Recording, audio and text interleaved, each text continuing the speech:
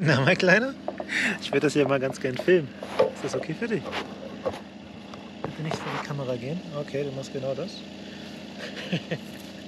Aber du läufst mir hinterher, oder? Ja. Willst du genau da stehen bleiben? Wie soll ich so mein YouTube-Kanal weitermachen? Vielen Dank. Gesundheit.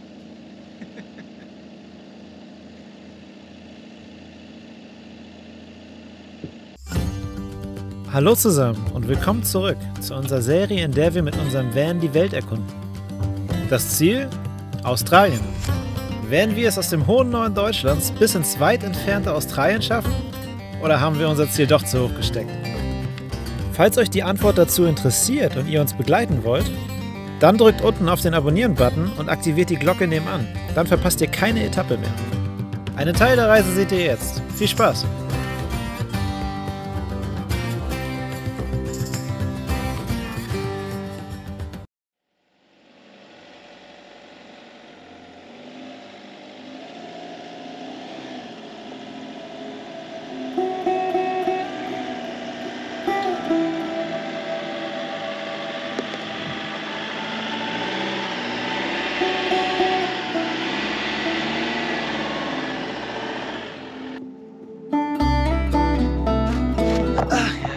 Ist das schön hier. Unglaublich.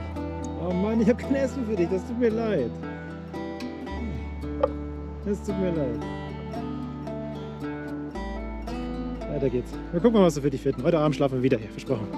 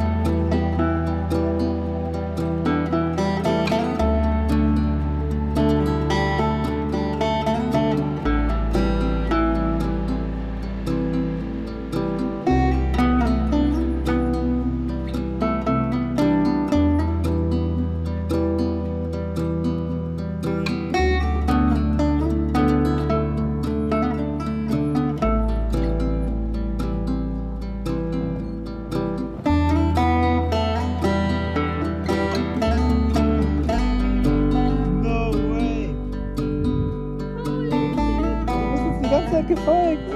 Ich glaub's nicht. Wir sind 10 Minuten in eine Richtung gefahren und 5 Minuten nachdem wir gestanden haben, kommt hier unser Freund von heute uns hinterhergelaufen. Ich meine, absolut nachvollziehbar.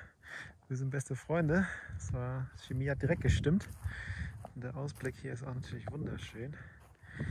Das kann ich nicht verwehren, dass er auch hierher kommt.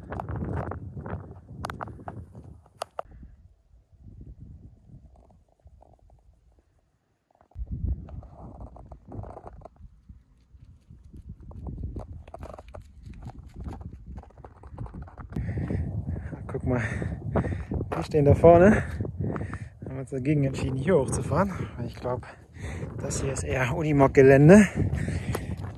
Also wir haben auf jeden Fall noch Steigerungspotenzial und eine Idee für unser nächstes Projekt, für die nächste Weltreise, die kommt auf jeden Fall.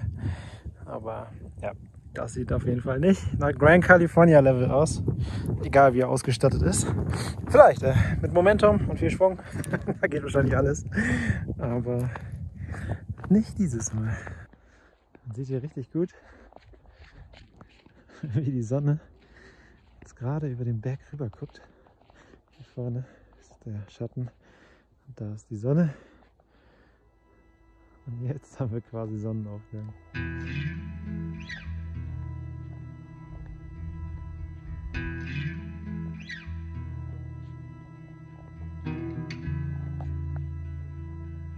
Wow, sieht das cool aus.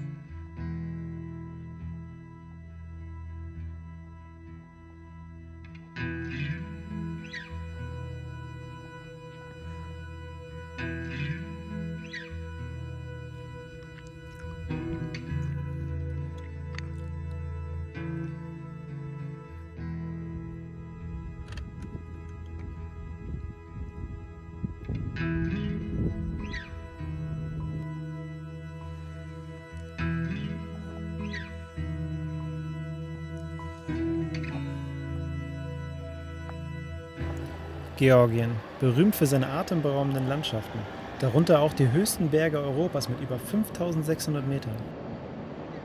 Wir haben zwar nicht den Gipfel erklommen, aber immerhin eine Höhe von 2621 Metern mit dem Van erreicht.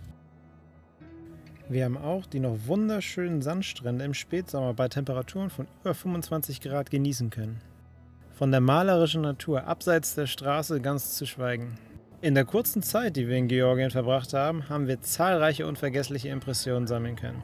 Ich sag's euch hier, Leute, Georgien, 70.000 Quadratkilometer gemacht für Overlander. 70.000 Kilometer für alle die, die es lieben zu erkunden.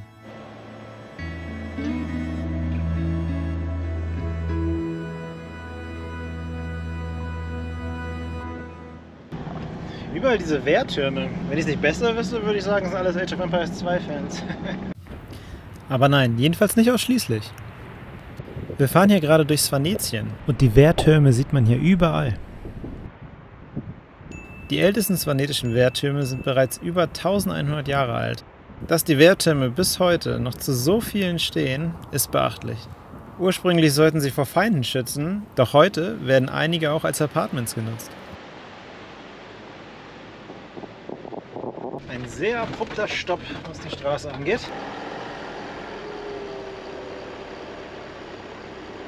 Ab jetzt wird ein großer Teil eher aus Schutt und Schlaglöchern bestehen, als aus Straße. Aber mal gucken.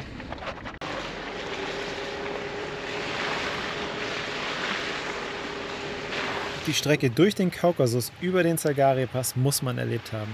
Wir waren gerade noch rechtzeitig, denn die Strecke wird zum Winter hin gesperrt. Bis zu diesem Zeitpunkt, und ich weiß, ich habe das wahrscheinlich schon 5-mal in den letzten Videos gesagt, ist das mein Nummer 1 Track.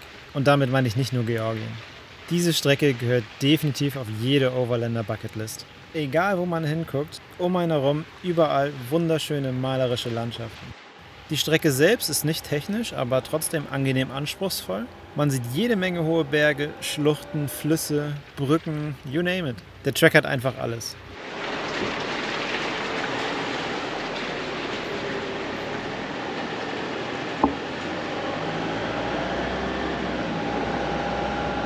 Man sollte daher gut vorbereitet sein, aber vor allem sollte man Zeit mitbringen, denn man hält überall dauernd an, weil die Umgebung einfach so schön ist.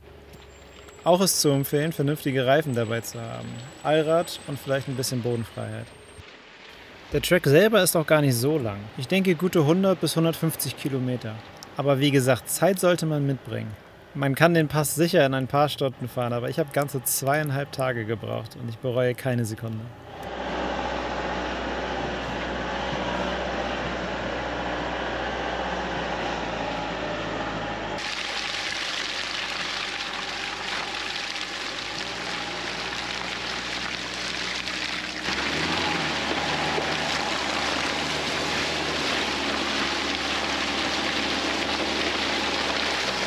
Okay, hier wäre Schluss gewesen ohne Allrad. Definitiv. Bin auch sehr dankbar, dass wir uns für die Mud-Terrain-Reifen entschieden haben. Funktioniert. Funktioniert 1A.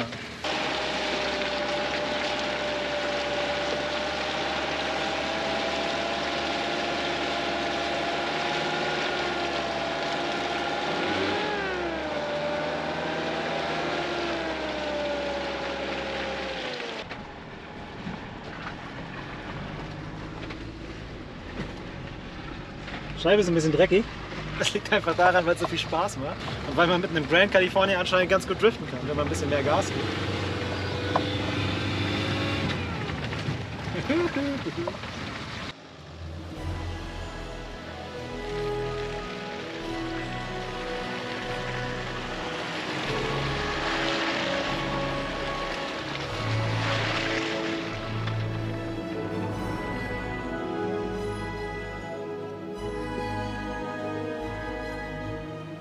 Und es sind tatsächlich 16 Grad. Es ist viel wärmer hier oben als unten, wo wir vorhin waren. Liegt wahrscheinlich am Schnee, weil der hier eine Menge Sonnenlicht reflektiert. Echt Hammer hier. Richtig, richtig cool.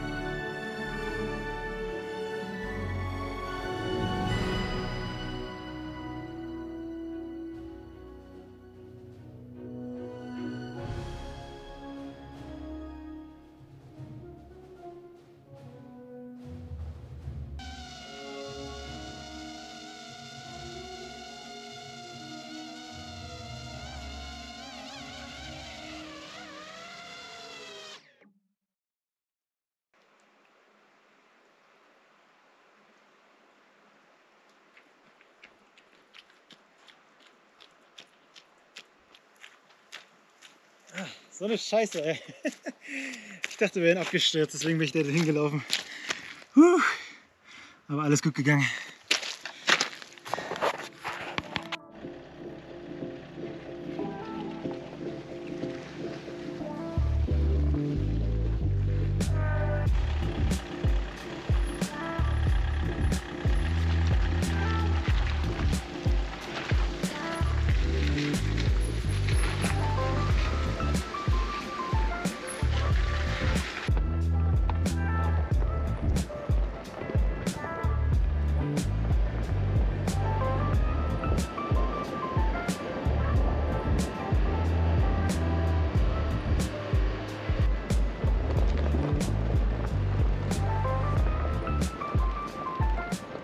Die sehen wirklich so aus, als wenn die direkt aus der Hölle kommen und einfach für immer weiterfahren werden. What's up?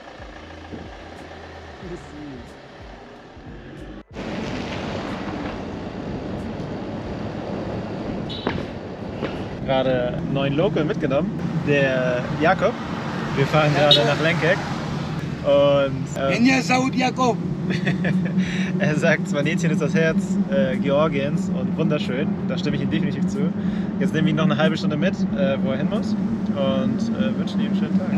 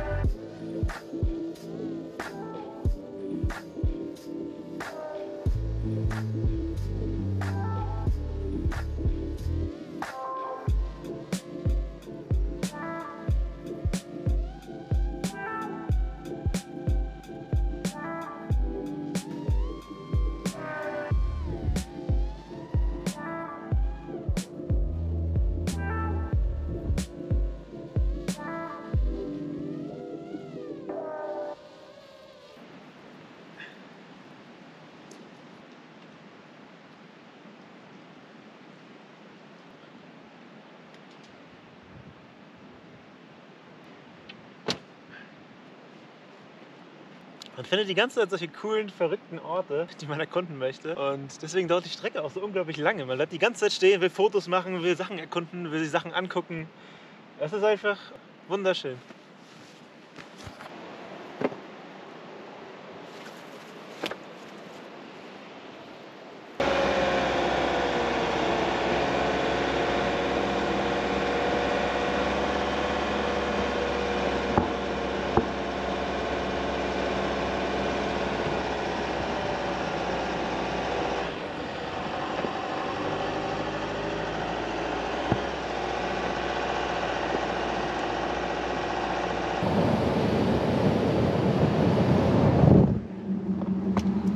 Wir haben es geschafft, wir sind aus dem Kaukasus raus, so ziemlich.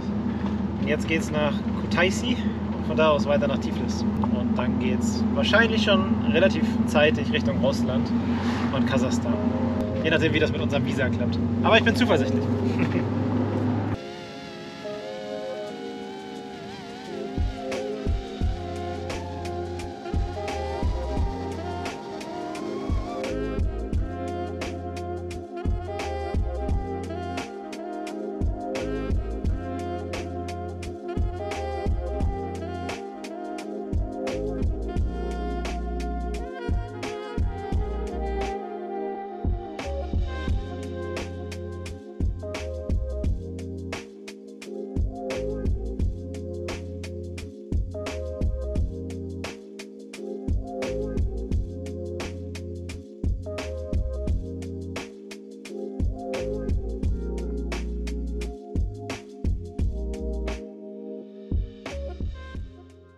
Trubel haben wir uns gedacht, ach nö, lass uns mal weiterfahren.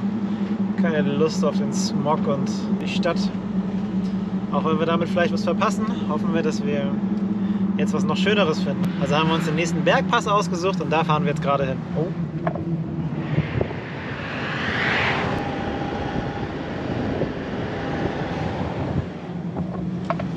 Meine Fresse, kommt da eine Wolke raus, ey. Das Fenster zu machen.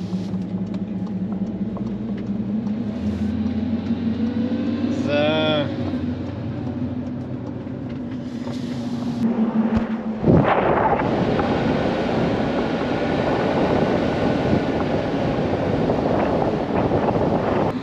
es da auch noch halb so schön wird wie im Kaukasus, dann Georgien, I love you. Das ist der absolute Hammer hier. Wir haben richtig Spaß.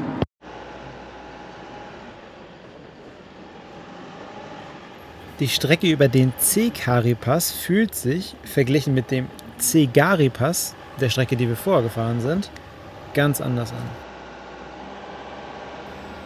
Hier auf dem C-Kari-Pass fährt man für eine ganze Weile sehr weit oben, hatte ich das Gefühl. Auch gibt es weniger Matsch, Eis und Schnee, sowie insgesamt besser ausgebaute Straßen. Aber dieser Track ist dadurch keineswegs weniger spannend oder aufregend zu fahren. Oft hat man auf diesem Pass in beide Richtungen einen atemberaubenden View, während man auf der Mitte des Berges balanciert.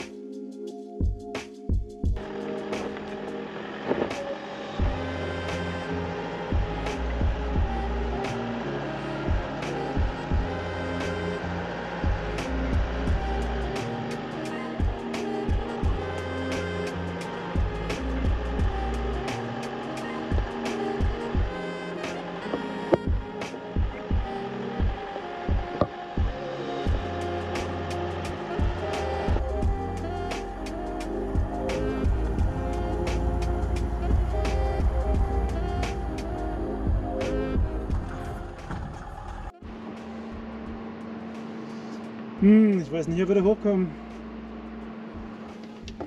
Das sieht schon tricky aus, aber wir brauchen Internet. Für Internet machen wir alles. Jetzt bin ich mal gespannt. Da irgendwo wollen wir hoch. Müssen wir mal gucken, welche Spur wir nehmen können. Von der Steigung mache ich mir nicht so viel Sorgen. Ich hoffe, dass wir da oben Internet haben. Das wäre cool.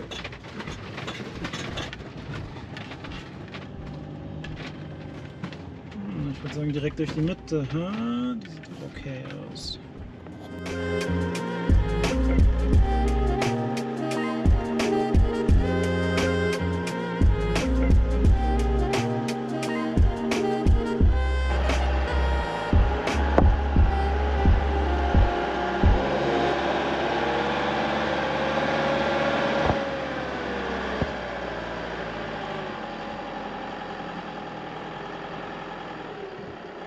Wow, was für ein Spot. Unglaublich.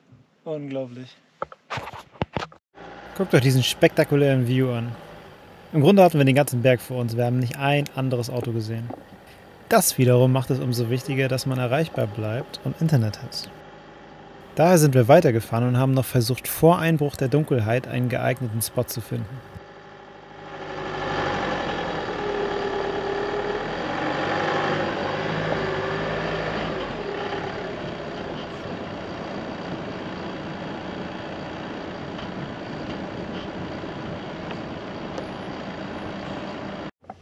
Okay, ich habe mich schon zweimal geirrt, weil ich jedes Mal gedacht habe, wir haben den höchsten Punkt erreicht, den Pass.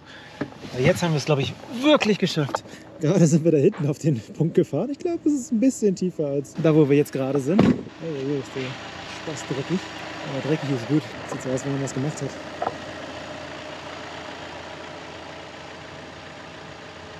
Ja.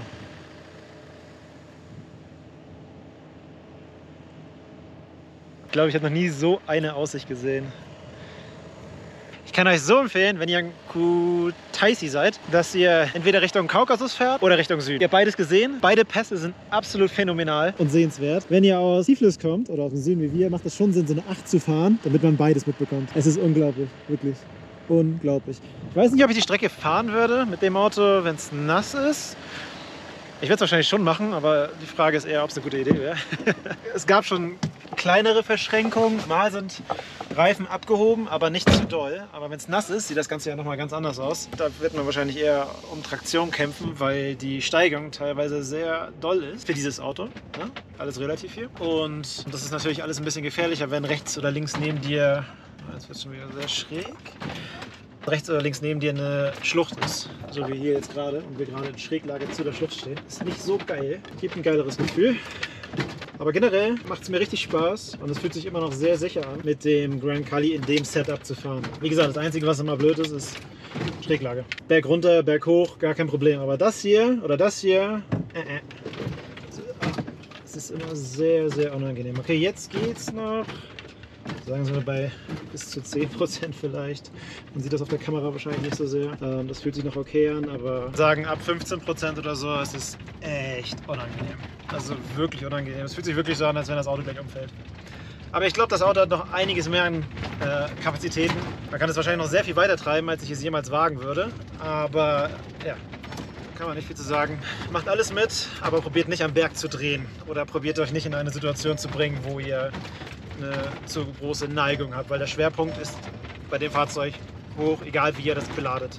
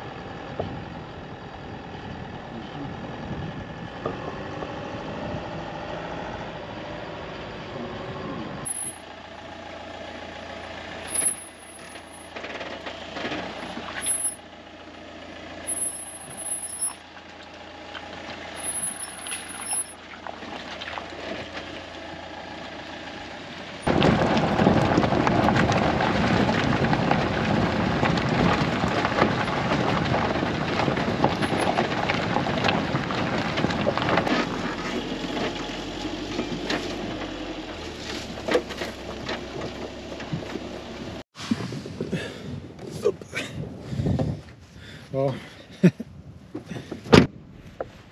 Verrückt, das ist unser Schlafplatz für heute. In der Sonne sieht das wahrscheinlich nochmal alles viel, viel verrückter aus.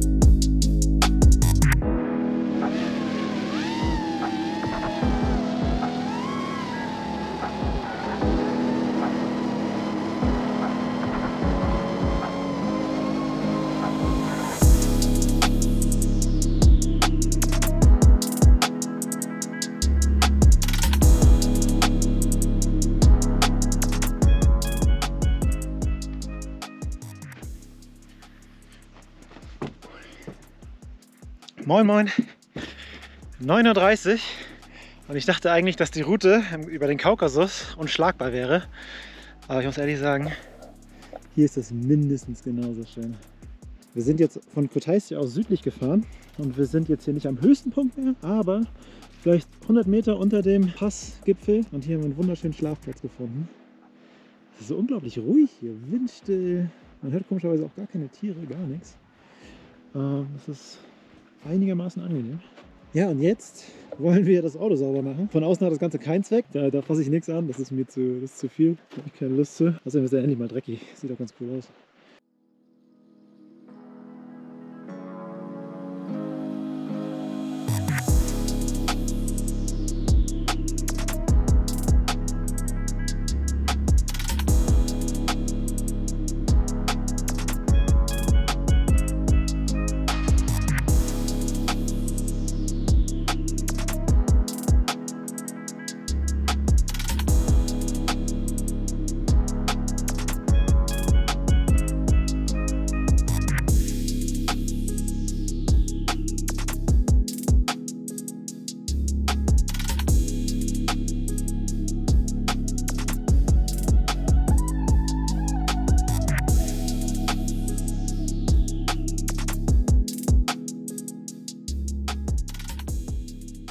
Endlich fertig geworden mit dem Putzen. Jetzt warte ich noch ein bisschen auf zwei Freunde, die mich hier in Georgien auf dem Pass besuchen kommen. Die sind hier angereist und machen auch eine kleine Fahrt mit dem Auto. Bin gespannt, was die dazu sagen, den Pass zu fahren. Die wollten halt Richtung Süden fahren und ich habe denen empfohlen, diesen Pass hier zu fahren, weil der einfach so unfassbar schön ist. Und ja, wir haben das Auto jetzt möglichst sauber gemacht. Dann sehen wir nicht ganz so aus wie ein Messi, sobald die hier ankommen. Von außen ist es natürlich eine ganz andere Sache. Keine Ahnung, wie ich das noch lösen soll. Gerade von unten muss der ja mal sauber gemacht werden. Wir sind am Strand gefahren und Matsch hat auch jede Menge Salz dabei. Dementsprechend müssen wir zusehen, dass wir das auch irgendwie sauber kriegen. Das Verrückte ist, die einzige Unterbodenwäsche, die ich gefunden habe, war in Montenegro. Und das war auch nur zufällig, dass wir daran vorbeigefahren sind und ich im Boden gesehen habe, dass da irgendwelche Düsen rauskommen. Und das habe ich mir natürlich direkt gegönnt. Aber eins nach dem anderen. Jetzt haben wir uns erstmal um die Innenreinigung, zumindest ich würde sagen zu 50%, gekümmert. Überall sind noch Flecken, überall sind noch kleinere Sachen, aber das ist erstmal egal. Man fühlt sich hier wieder wohnlich. Das ist vielleicht einer der wenigen Grand California, die man in Betrieb sieht, wenn man bei YouTube rumguckt. Sind die meistens irgendwie alle wie aus dem Ei gepellt. Das ist einer, der auf jeden Fall wirklich genutzt wird. Vorne haben wir nicht sauber gemacht, aber das macht auch keinen Sinn, weil wir ja die Strecke hier gleich noch fahren werden und ich bin sicher, da gibt es jede Menge Schlammpassagen und jede Menge Fotoshootings, wenn ich rausgehe und den ganzen Dreck wieder mit reinhole. Dementsprechend habe ich darauf verzichtet. Solaranlage ist sauber, der Boden ist sauber, das sind so die beiden wichtigsten Sachen und die Toilette offensichtlich. Das ist auch gut und ja, so sieht es bei uns aus. Haben wir noch irgendwas Besonderes verbaut bei uns in Kalifornien? Würde ich gar nicht so richtig sagen. Also wir sind relativ cheap unterwegs. Wir haben jetzt kein extra Batteriesystem, was ein bisschen nervig ist, muss ich fast sagen. Wir laden gerade über Solar mit 2 Ampere. Das wird ein bisschen mehr, wenn ich die Powerbox vom Stecker nehme, denke ich. Ja genau, jetzt sind es 5. Die Sonne scheint ganz vernünftig. Aber wir wollen natürlich auch, dass die nachher voll ist. Wir können mal ganz kurz nach hinten gehen. Hier haben wir natürlich unsere Sandbleche, die haben wir schon öfter genutzt. Das sind jetzt keine Max-Tracks, man sieht es hier, ist schon ein bisschen kaputt. Überall ein bisschen abgefahren. Die Dinger halten eigentlich ganz gut, weil die mit Schrauben hinterlegt sind. Da habe ich Wert drauf gelegt, weil wir 4 Tonnen darüber bewegen, falls wir es nutzen. Wir haben sie einmal gebraucht in einem Fluss und einmal in Griechenland. Genau, in Griechenland bei einer steilen Auffahrt. Da mussten wir am Berghang drehen. Und wenn man am Berghang dreht, hast du eine Menge Schräglage mit so einem Fahrzeug, wo der Hochpunkt, der Schwerpunkt sowieso sehr weit oben ist. Das ist sehr gruselig gewesen. Deswegen habe ich versucht, mit den Sandblechen mir so eine kleine Straße zu bauen, sodass es ein bisschen ausgleichen kann, damit wir nicht zu sehr irgendwie in Schlaglöcher fallen, während wir sowieso schon schräg stehen. Ja, und die beiden Extrakanister, wo ich sehr dankbar für bin. Warum habe ich dagegen gehauen? Jetzt ist meine Hand dreckig. Wo ich sehr dankbar für bin, weil gerade hier in Georgien, da fällt sehr doll auf, hier gibt es einige Tankstellen, wo es kein Euro-Diesel gibt. Hier gibt es nur Diesel und das heißt nämlich auch, dass wenn du mal richtig schlechten Diesel tankst, ich meine, da kannst du sowieso wahrscheinlich nichts mehr machen, egal wie sehr du dich darauf vorbereitest, dann war es das mit dem Auto, dann steht das Ding und kann abgeschleppt werden nach Deutschland und ich will gar nicht wissen, wie teuer so eine Reparatur sein kann oder ist. Und deswegen haben wir extra Sprit dabei. Das heißt, wir tanken möglichst Premium-Sprit, egal wo, immer nur bei renommierten Tankstellen. Wir haben einmal hier 20, 20 und nochmal drin 2x20. Das sind 80 Liter noch extra. 75 Liter hat das Auto, was ja, eigentlich ein Witz ist, finde ich. Das ist so schade, dass sie da nicht einen 100-Liter-Tank reingebaut haben. Ich finde, gerade bei so einer Maschine und gerade bei dem Anwendungszweck viel zu fahren, weil das ja ein Camper ist, sollte es schon 100 Liter sein. Verbrauch ist eigentlich ganz angenehm mit 10 Litern, wenn du auf normaler Straße in Deutschland fährst. Hier bin ich würde sagen, Langzeit bei 13 Litern oder sowas, weil du die ganze Zeit hoch und runter fährst, ein bisschen Offroad. Was gibt es noch zu sagen? Man sieht, an Ausstattung haben wir auch gar nicht so viel gegönnt. Schnorchel ist dran, weil wir eigentlich davon ausgegangen sind, dass wir sehr, sehr viel in Wüsten fahren werden. Ich bin trotzdem ganz dankbar, dass wir den dabei haben, denn wir waren schon in sehr, sehr staubigen Regionen in der Türkei und werden noch in sehr, sehr staubigen Regionen sein, zum Beispiel in Kasachstan, wenn wir da hinkommen, und in Australien. Da ist so ein Schnorchel gar nicht schlecht mit einem Vorfilter, dieser Helm oben drauf, der automatisch sich dreht durch den Anzug des Motors und dadurch den Sand nach außen drängt und dann wieder rauspustet. Das heißt, da kommt gar kein Sand erst rein. Offensichtlich sind auch die Reifen. Felgen sind die Standardfelgen, 16 Zoll. Reifen sind 245, 70 R16. Dazu haben wir noch ein Cycle-Fahrwerk, aber nicht bei Cycle direkt einbauen lassen, sondern bei The Green Monkey. Keine Werbung, aber die bieten eine 100 mm Höherlegung an, wofür ich sehr dankbar bin. Auch mit der 100 mm Höherlegung sind wir auch schon aufgesetzt. Man sieht es hier hinten. Also ist nichts kaputt gegangen, aber wir haben eine ganze Menge Erde mitgenommen. Der Böschungswinkel vor allem hinten ist nicht besonders. Der Rampenwinkel ist echt angenehm geworden durch die 10 cm Höherlegung.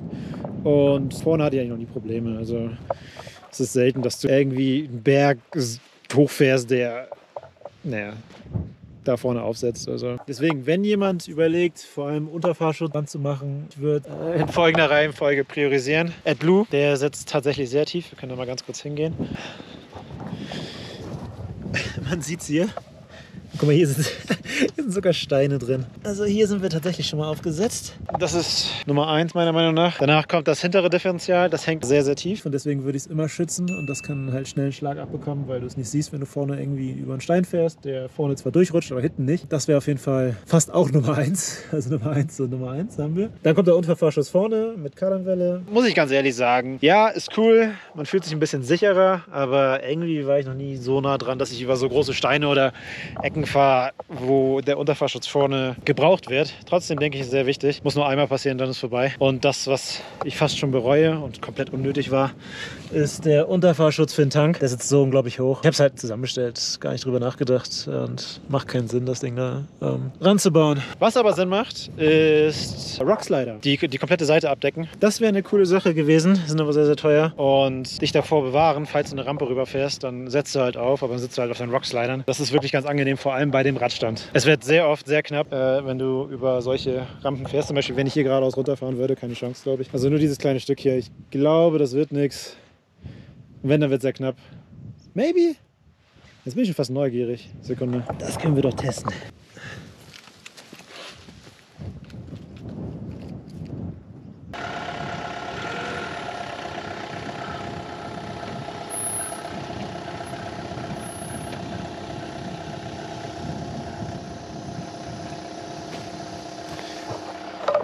Okay, noch geht's, aber wir sind auch noch nicht drüber. Ich musste nur mal ganz kurz sicher gehen, weil wir wollen ja nicht aufsetzen. Das Ein- und Aussteigen ist auf jeden Fall sehr angenehm jetzt. Guckt euch das an. Was war die Handbremse? Sag mal Stopp. Ist ein Millimeter. Da fehlt wirklich, wirklich nicht viel. Wir sind noch nicht aufgesetzt, aber ihr seht, was ich meine. Ich wollte nur den Punkt machen. Das sieht zwar so aus ein bisschen, aber wir sind noch nicht aufgesetzt. Ich guck's mal von hinten an.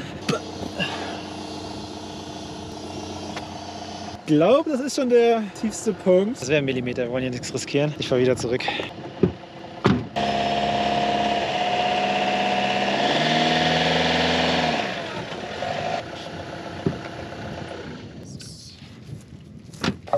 So viel Bodenfreiheit hätte ich ganz gerne.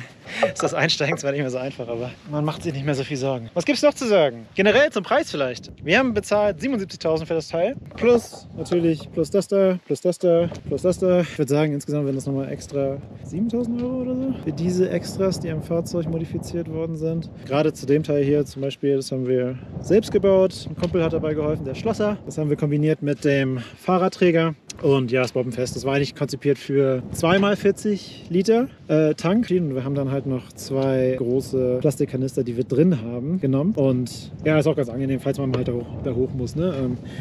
Geht das eigentlich auch gar kein Problem, so wie eine Leiter. Opa. Kann man sich das Ganze von oben angucken.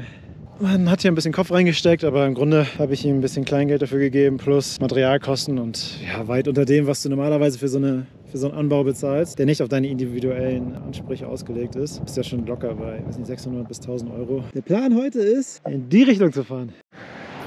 Und natürlich sind wir nicht einfach auf der Autobahn gefahren. Wir wollen schließlich so viel wie möglich von Georgien mitbekommen. Und das, was wir suchen, findet man eben nur bedingt in immer gleichen Metropolen, wo der Tourismus leider oft eine Illusion aus dem macht, was man sucht. Urlaubsgebiete sehen leider oft eher so aus, wie sich die Touristen den jeweiligen Ort vorstellen. Also haben wir die Großstädte eher dafür genutzt, Ressourcen aufzufüllen und dann weiter wieder ins Land zu fahren. Am Ende sind wir dann doch wieder in den Bergen gelandet. Oder eher zwischen den Bergen. Und wir haben mal wieder gefunden, wonach wir suchen. Seht selbst.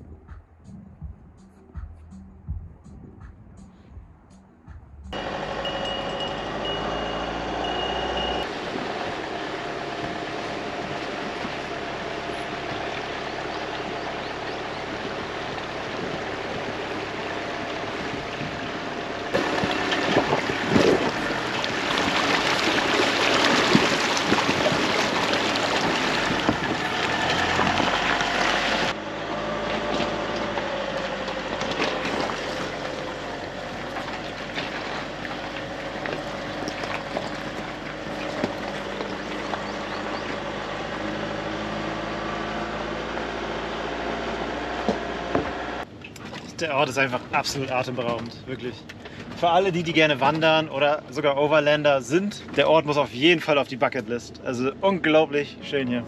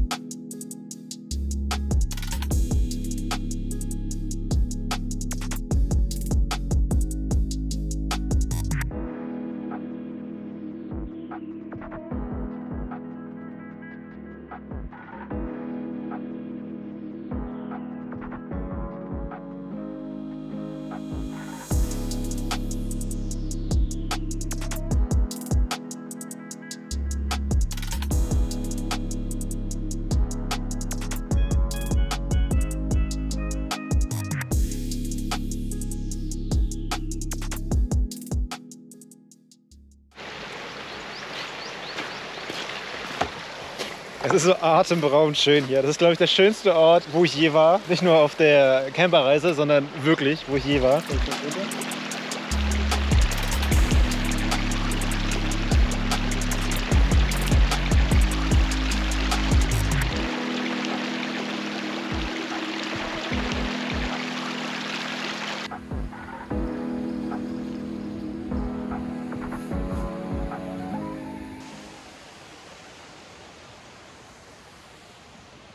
Wir sind jetzt einige Kilometer von der nächstgrößeren Stadt entfernt und haben nur noch 1/3 Sprit. Es gibt zwar im Umkreis von 100 Kilometern einige Tankstellen, aber die sehen nicht sehr vertrauenserweckend aus. Und wenn ihr mit einem relativ modernen Camper unterwegs seid, bedenkt auch die Spritqualität in anderen Ländern. Die ist nicht zwingend auf europäischem Level, was euch ein frühes und vor allem teures Reiseende bescheren könnte. Daher versuchen wir möglichst vorzusorgen und bei Tankstellen unseres Vertrauens voll zu tanken, plus extra Sprit mitzunehmen, damit wir in Regionen wie diese hier fahren können, ohne uns darüber Sorgen zu machen.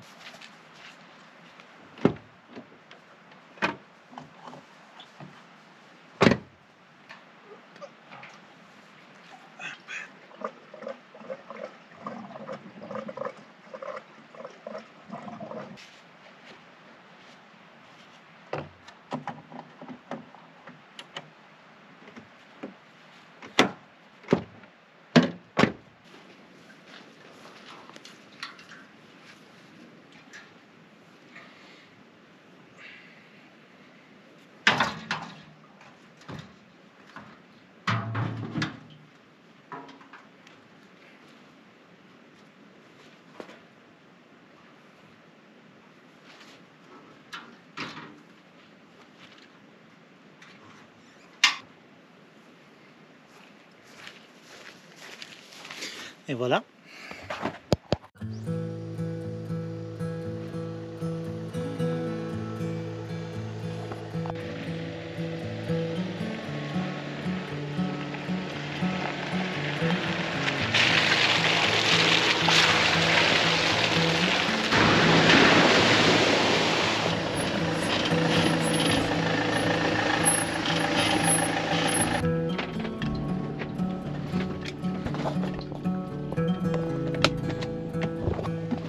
Das muss ich mir mal kurz angucken.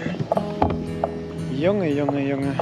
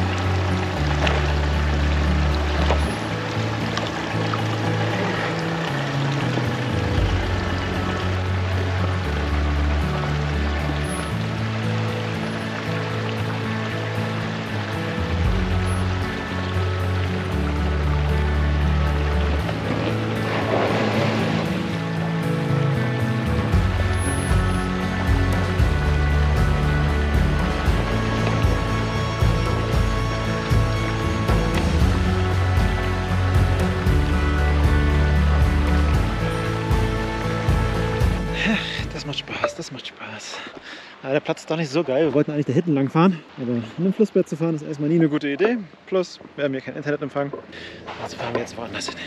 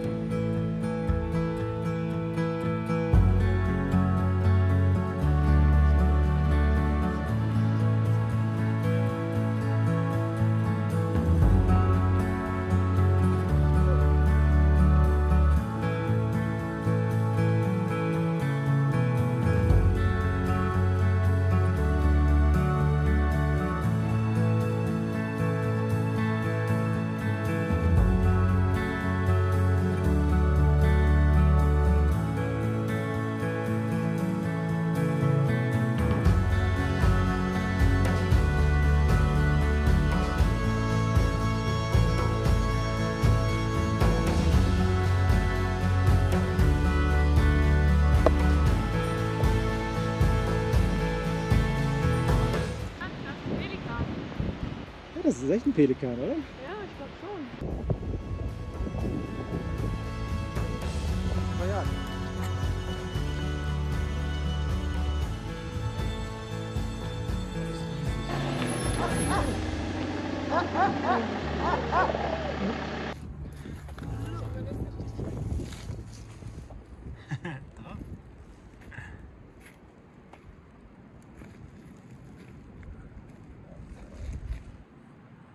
Alter, was für ein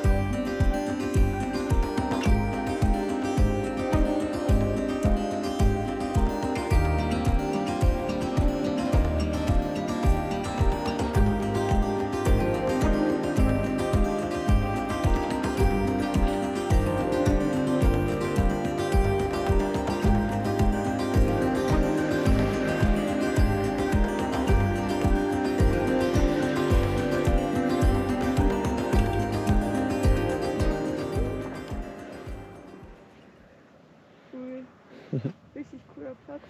Richtig Oh, schön. guck mal, da ist ein goldener Baum. Das, ja. Deine Blätter noch nicht verloren. Schatz, bitte pass auf. Ja, ist gut. Gut, dass wir mobil sind. Also Drohne ausgepackt und mal gucken, wie das Ganze von nahen aussieht.